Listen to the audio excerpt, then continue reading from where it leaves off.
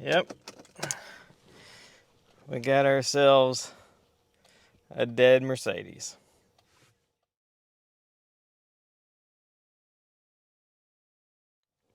What's going on, everybody? We have ourselves a Mercedes that doesn't do anything other than tell you to take your key out.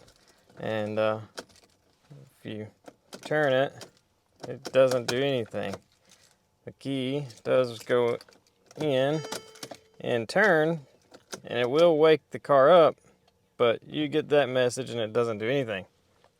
I already went through and done a pre-scan here. Of course, since the car is not waking up, there's going to be a lot of modules not talking, but it will force awake some things, like the EZS electronic ignition lock. The ECM also gets woke up, and as you can see, we had one code in the ECM for the charge movement flap. Cylinder bank 1 has a malfunction, so that's not important. The EZS has an issue with the electronic steering lock. I know those can cause some issues, but I don't think it can cause this issue. And then we got driver SAM and rear SAM. And if you look at rear SAM, and down here, it's got some relay 1 circuit 15 malfunction codes stored.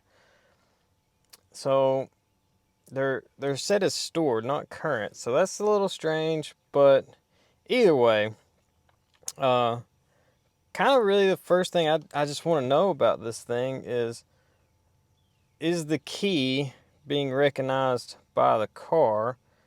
So if we go into the EZS here, the electronic ignition lock, it's going to tell us to turn the ignition on. We can't turn the ignition on, but it will go in here and read some data. So drive authorization, let's look at that, and we're just going to select all of this. A valid vehicle key was detected. Yes. So valid key, that means that key's good. If I take this key out, this is going to change to no.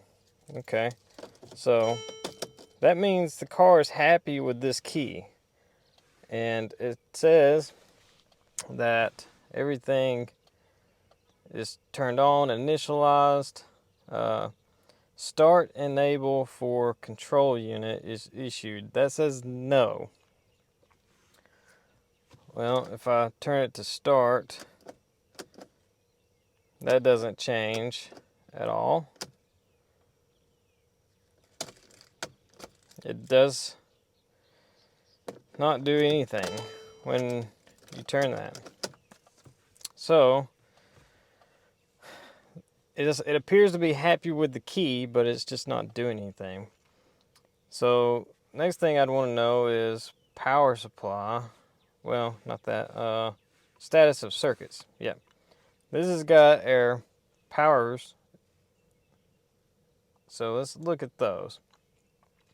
You can see circuit 15 is off. 15 is ignition, basically, so it's not saying that we have ignition, but 15C says it's on.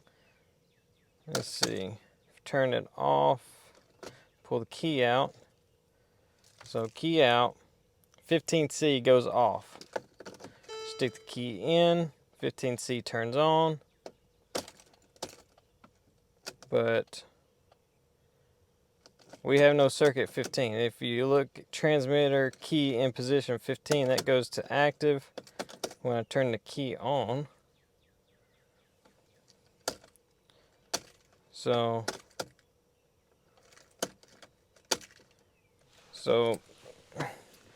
we got two different ones, 15R and 15. If I turn the key just to one click, 15R comes on. Second click, 15 comes on. hold it over to start, everything stays. But circuit 50, if I remember at 50 is start, that stays off. So it seems like we have an ignition power feed issue maybe. So this is kind of where I want to start. I want to figure out if my terminal 15 relay is turning on or not. So let me get all data pulled up, and we'll figure out where this terminal 15 relay is. Okay, so I'm using the redrawn diagrams just because on these it's just so much easier to follow. But on Europeans, generally they're all kind of the same how they label stuff.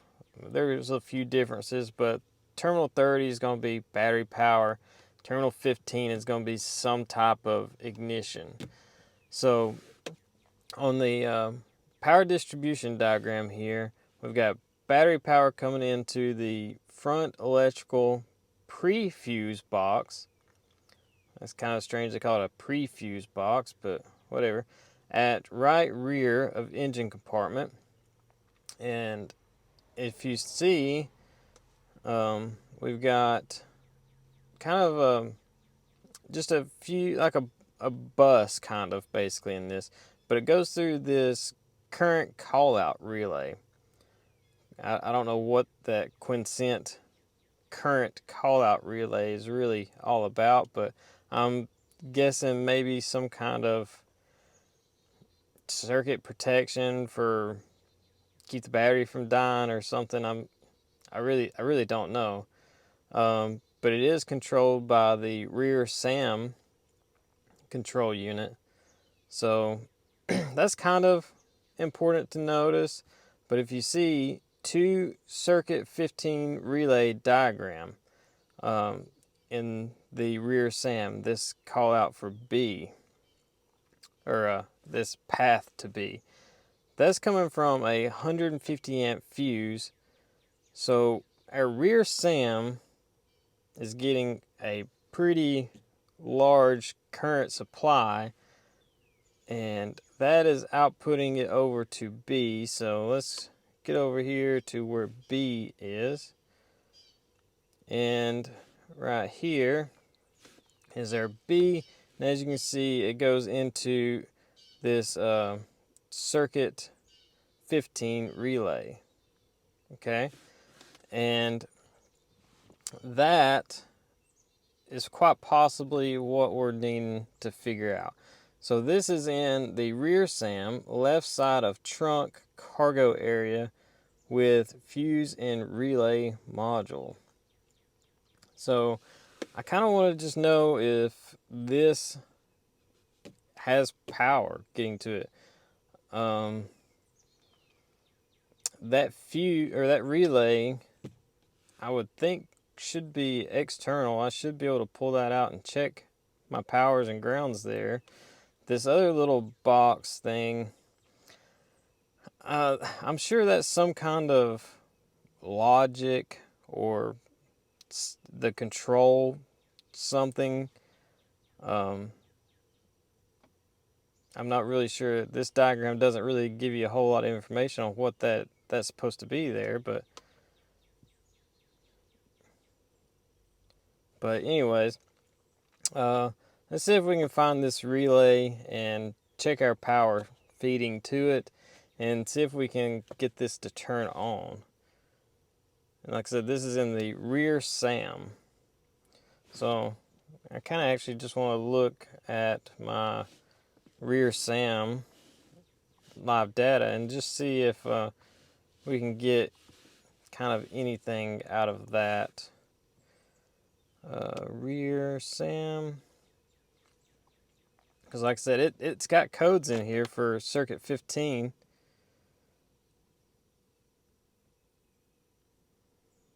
It says a short circuit to ground or open circuit, but their history. So let's go data stream, voltages, select all. Voltage at circuit 30 is 13 volts, but circuit 15 relay is not active. So let's get back here to that relay and see if it's actually trying to turn on or not. So here's our rear SAM, and on all data I just got a circuit 15 relay, and there's actually a couple. There's two of them. There's one right here that is in the front engine compartment fuse box, and then there's also the one back here in the rear SAM. So this right here is our terminal 15 relay in the rear SAM module. So that's kind of the first one I want to check. I just want to see if I got power there. So right here it is, and got my meter just grounded to the ground back there, and if I find something with power, I do have a bulb here to also just check for voltage, and we had 13 volts. So I'm just going to pull this relay out. So there's our terminal 15 relay, and I'm just going to check the terminals. So that one is nothing, and that one there we have power there. So this is our power coming into the relay, and then these two will be our control pins. So we've got power on that side, and this side would be a ground side switched, I'm sure. So if this was being turned on, that should click when I plug this in, and it does not. So this actually isn't even been turned on for some reason. I don't know. Like I say, that diagram doesn't tell me what turns that on. So let me see if I can't bidirectionally control that somehow with the scan tool.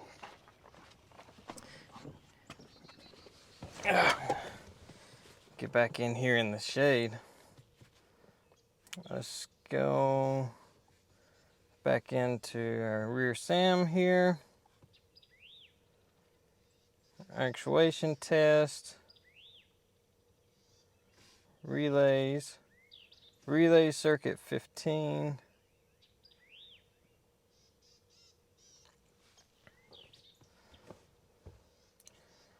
Requirements: switch ignition, or switch off ignition, insert into lock. Okay, so it's saying basically just it wants the switch just sitting in here, I believe. And then let's turn on F3. Okay.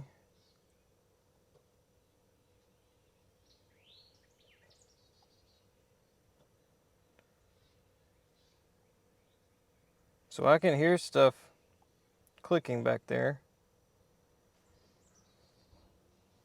So with both of them not active, let's go back here again.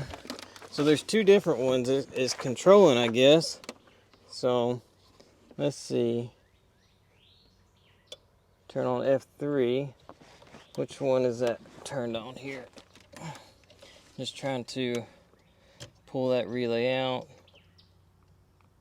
Okay, so that is not that one. Okay, you can hear that click. Let's turn on this F4 one.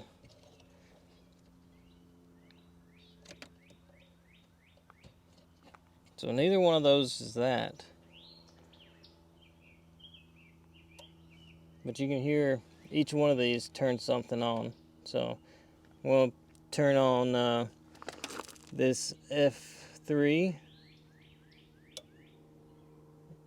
Okay, and then F4. Hopefully y'all can hear that.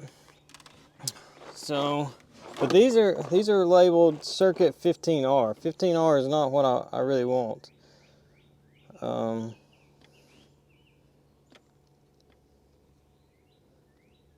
want,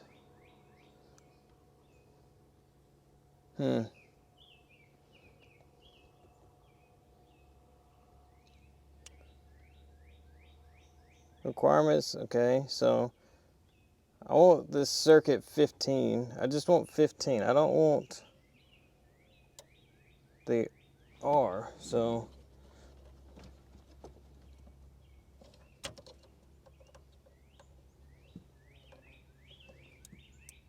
okay, there we go. So N10, this one here, that is this relay.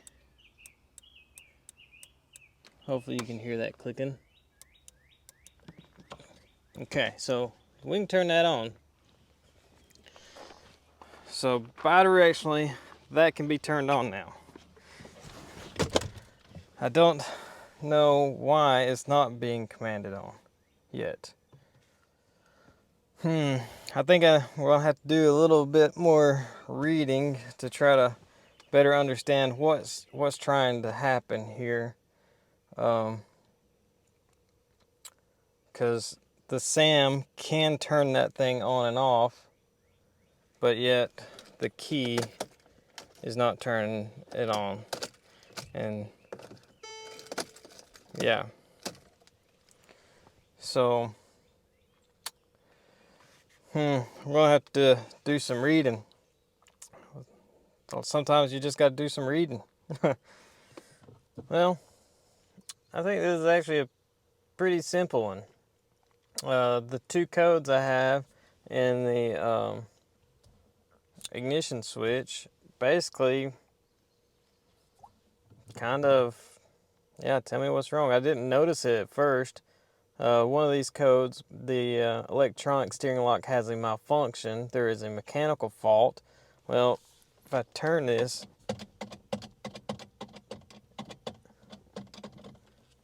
I'm sure you can hear that lock pin in there. And the other code over here, the electronic steering lock has a malfunction. There is an implausible signal. That one right there, I didn't realize was an implausible signal.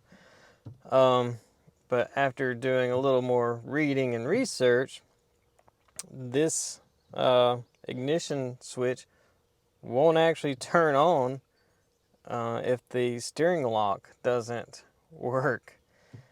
So yeah, this is going to be a bad electronic steering lock. So there ain't much to do other than to replace it. There is emulators for these, and that's probably what we're going to use. I'll get with the customer and see if they want to get a new one from Mercedes, or could probably do a used one. Just have to do some special programming for it. Or just get an emulator, take the whole steering lock out, put an emulator in it, and shouldn't have this issue again. So let me get with the customer and see what they want to do. So to just kind of show you where I found this on AllData, I just searched the code, and you see it comes up with a technical service bulletin here, pretty much describing their problem. No crank, no start. ELS and ICM do not respond to key input. That's basically what we have. And this does kind of lay out exactly what issues we have and the two codes that we have. So this kind of tells you need to go through the drive authorization, make sure the key test fine, which I already showed that does work. And yeah, just got a bad electronic steering lock. Well, it's been a couple days, but the other day I got the column out to get the EIS out, and then I took it apart. I wanted to see what was wrong, and of course, the motor is just burnt up. The brushes are all gone. Some people will take these off and replace them. but we don't like that because it's still gonna go bad at some point again. It'll last a long time again, but I mean, it's just stupid. So this, if you don't know, there's a little motor and part of the gear fell out, but it pushes this, which makes this engage in the column down here. See where it will catch. So that's basically just sitting down in there like that. And some people will take this and just drill a long screw or a long drill bit into this and then spin this dial by hand, because this one was slightly down. And then once you spin this, this will all come up and the bolt can go back in. But I just cut it off. I don't care. To me, it's easier just to cut that off and pull it out, because I'm not reusing it. It's garbage. So also I've got the EIS out because we are going to put this little emulator in there, and we're going to program this on bench with the Autel, and it's just easier to take them out. I'm sure I could probably do it in the car, but this thing's like literally right there. It comes out super easy, so we're just going to do it on the bench, and yeah, then I'll put all this back together. All right, so I just got it kind of plugged back up and just hanging here just to try it out. So let's get the key in here. Get a ding. Oh, ignition turned on. And there we go. We are running. So now I get the fun part of putting all this back together. But I'm going to show you kind of how I done this one. I'm not going to go through the time-consuming process of doing it all again. I'm just going to kind of give you the process that I went through, and then that way you ain't got to sit there and wait for it to calculate a password and stuff like that. So let me unplug all this. I'll put it back on the bench and kind of show you how I went through the whole thing. Okay, so pretty much what I'm using, my M608 of course, and what you're going to need of course is the EIS. If you're in an instance like I am where the original ESL can work, it's just got a bad motor, you're going to need it, and then you're going to need your emulator, and then of course your programming box. And I'm using a G-Box 2 because apparently with the G-Box it can calculate the password a lot faster, and then the J-Box. So kind of just going to quickly run through this with you and show you kind of everything that you're going to need to do. So we're going to go European, Mercedes, and I don't know why, but for some reason, well, let me back up. You're gonna need two things to do this, okay? You're gonna need a password and an SSID. So those are the two things you need to get first, and we'll go through that real fast. Just show you the process. I'm not going to do it again. We'll show you what you need to do. And the first thing I would do is get the password. And to do that, you're actually going to have to go into expert selection. I don't know why they have put it in here, but this is where you would go. And you need to do get password. And if you do read EIS password, see I'm doing on bench G-Box, come on focus, and it's going to show you that there is no W204 here or 207. The EIS is a 207, but this is a 204. But you see it's not here. It's okay. You just go escape and then just do add key, Gbox, and then you can pick 207. And it's going to show you how to connect the Gbox to the EIS. Okay, pretty simple. And then just do OK. And then it's going to walk you through everything that it's going to do. To get the password, it's going to be sticking the key in the EIS for a little bit, and then into this, and back into this, all that kind of good stuff. It's a little bit time consuming, especially once it gets to calculating the password. And it's not communicating, so this is going to error out in a minute. But once you get the password, just take a picture of it. So it'll go through all these steps, and then once it calculates the password, just take a picture of it, and then you can get out of this whole thing. And that's all you need right there. So get the password, then you go all the way back out to EIS tools, and then read EIS data. And you're actually ODB because you're going through the Gbox, and then of course Gbox, and then 207. Again, it's going to tell you how to hook it up, and it'll just pull all the information. And when it gets there, it's going to show you the EIS password.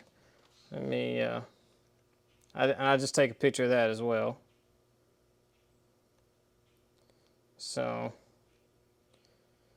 well, now I don't really want to show that, but it'll come up with the information of the EIS. It'll show you VIN number, and then right under it's going to show you the SSID number. That is in hexadecimal format. Again, just take a picture of that.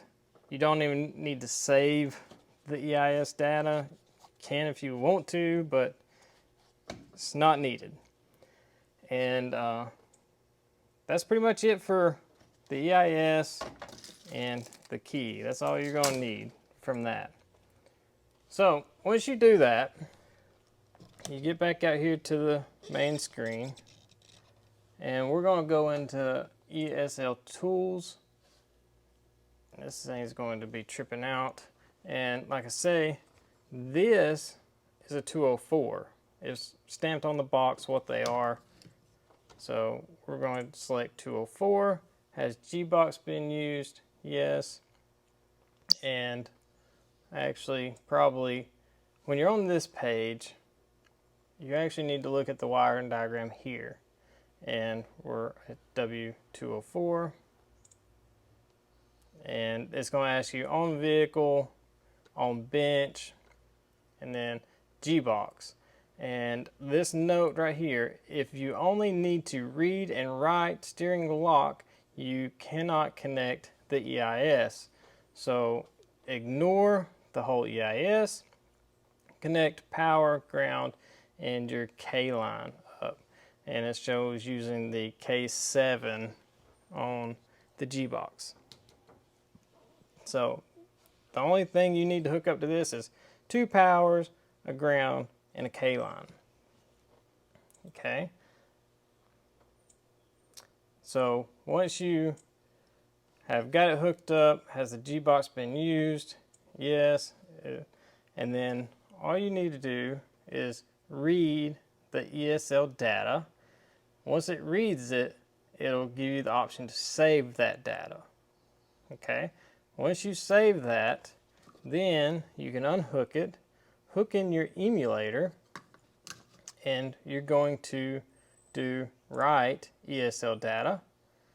And what it's going, well, we're not hooked up, so let me hook it up real fast, and we can get to why you need the password. All right, so I got this hooked up. As you can see, there's a little red LED on down in there.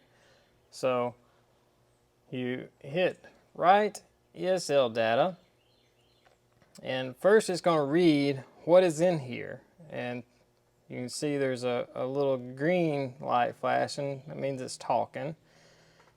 And it's actually going to come up with the data that this had in it now because I've already programmed it or wrote the data to it. But it's going to come up and it'll give you the option to save if you're trying to renew one of these, like basically using like a used one. You might want to save the data, but there's no point in saving the data out of the emulator.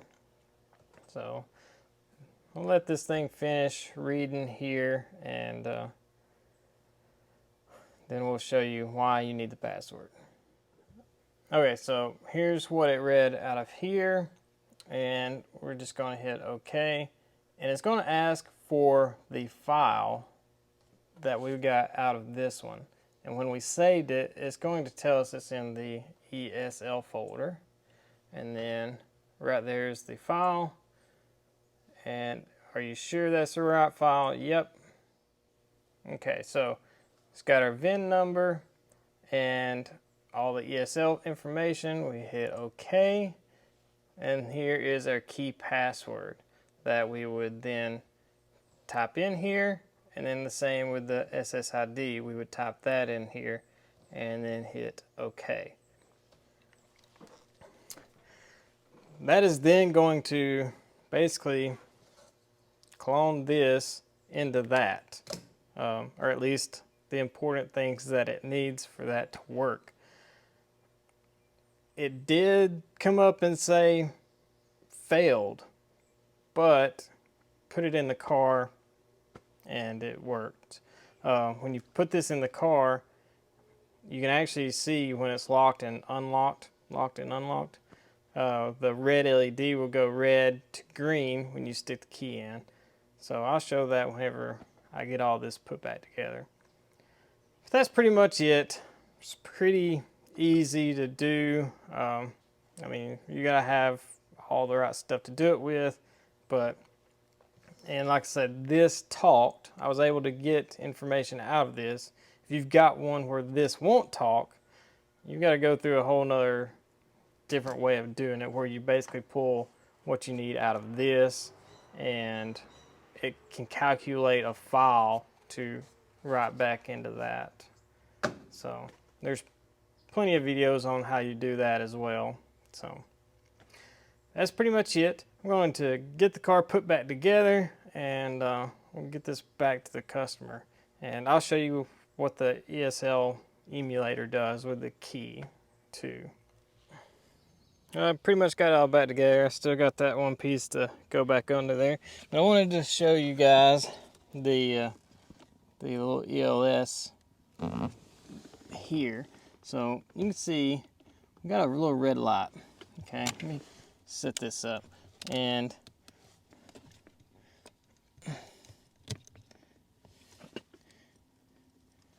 there you go. Okay, so you can see we got a red light, and I'm just going to take and stick the key in the ignition. It's going to wake the car up, and that turns green. Pull it back out. Red, green. That is basically it simulating a lock cylinder, and you basically can just look at this and make sure it is getting what it needs data-wise, power ground-wise, to then send out a signal on data that says, hey, unlocked. And now we can crank the car. And of course I've got this, I gotta clear out because I had the steering wheel undone and turn the key on. But that's it. This car come in as a no start, no ignition turn on, no nothing, because of a stupid steering column lock. I remember back in the 90s, I think, Chevrolet done on Corvettes, maybe been early 2000s. And instantly, basically, they were breaking, tearing up, and GM was like, these are stupid.